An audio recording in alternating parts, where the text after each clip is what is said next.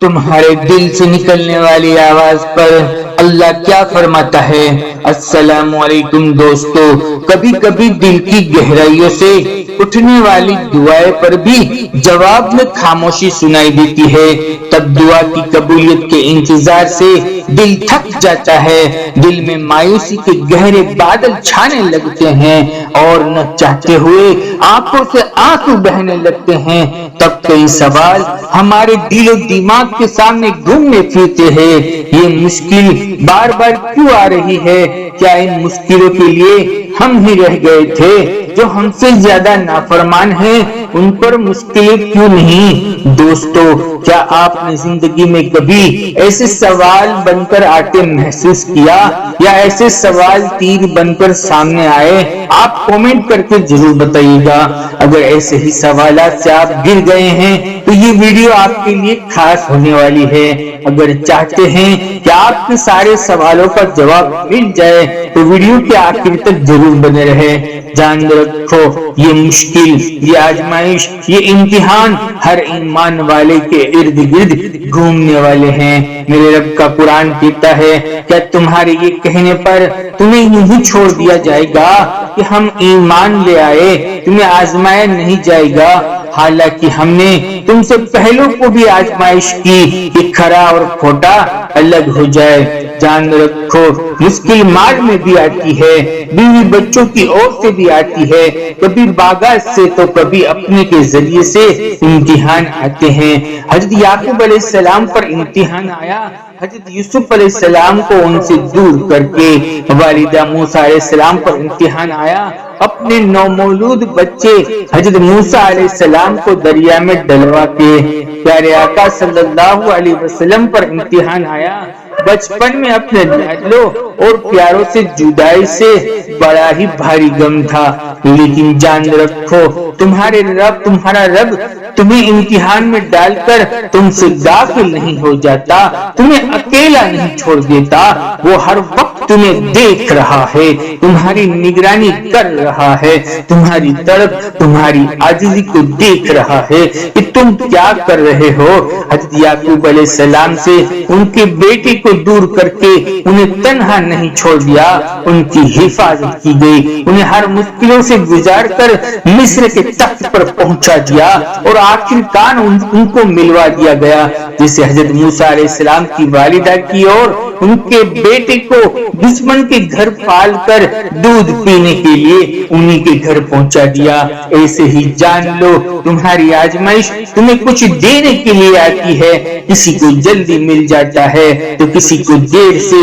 بس تمہارے دل کو دیکھا جاتا ہے، تمہارے صبر کو پرکھا جانا ہے کہ تمہارے اندر صبر کتنا ہے۔ جان رکھو، وہ آپ کو ہر لمحہ دیکھ رہا ہے، ہر لمحہ سن رہا ہے، وہ آپ سے غافل نہیں ہے، بس دعا ابھی قبول نہ کر کے آپ کو آزما رہا ہے۔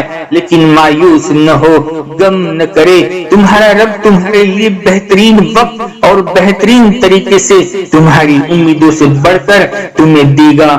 جان رکھو، ان کے علاوہ کوئی اور ہے جو آپ کی دعائیں سن سکے، آپ کی مدد کر سکے، آپ کی تکلیف کو سمجھ سکے، آپ کے درد کو جان سکے، آپ کے دل کے انتظار کی اذیت کو دیکھ سکے، آپ کی خاموش آنکھوں سے بہتے ہوئے آنکھوں کو پڑھ سکے، آپ کے حلق میں پھنسی ہوئی آپ کی آواز کو بھاگ سکے۔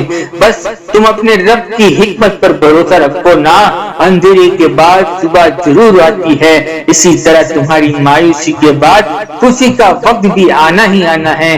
دیکھو، جب حضرت ایوب علیہ السلام نے اپنے رب کو پکارا تھا، میرا رب قرآن میں فرما رہا ہے، یاد کرو جب ایوب علیہ السلام نے اپنے رب کو پکارا کہ مجھے بیماری لگ گئی ہے اور تو رحم کرنے والوں میں سب سے زیادہ رحم کرنے والا ہے، تو ہم نے اس کی دعا کو قبول کر لیا، اس کی تکلیف کو دور کر دیا۔ یہ تمہارے رب کا وعدہ ہے، وہ اپنے بندوں کو کبھی مایوس نہیں کرتا۔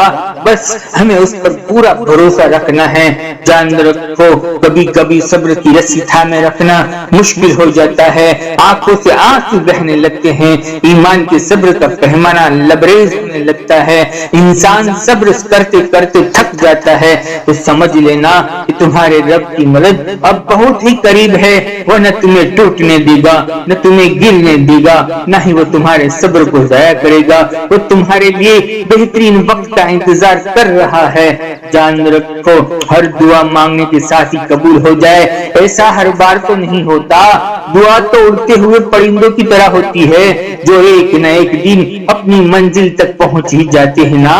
تمہارے دل کی گہرائیوں سے اٹھنے والی دعائیں بارش کے بندوں کی مانند ہوتی ہے جو آسمان کی جانب اڑتے ہیں مگر بادلوں میں گھل مل کر نظر سے اوجھل ہو جایا کرتی ہے. مگر مایوس نہ ہو, یہ بوندیں زمین کو سیراب کرنے کے لیے ضرور برس ہی جائے گی. اپنے رب کی حکمت پر بھروسہ رکھو نا.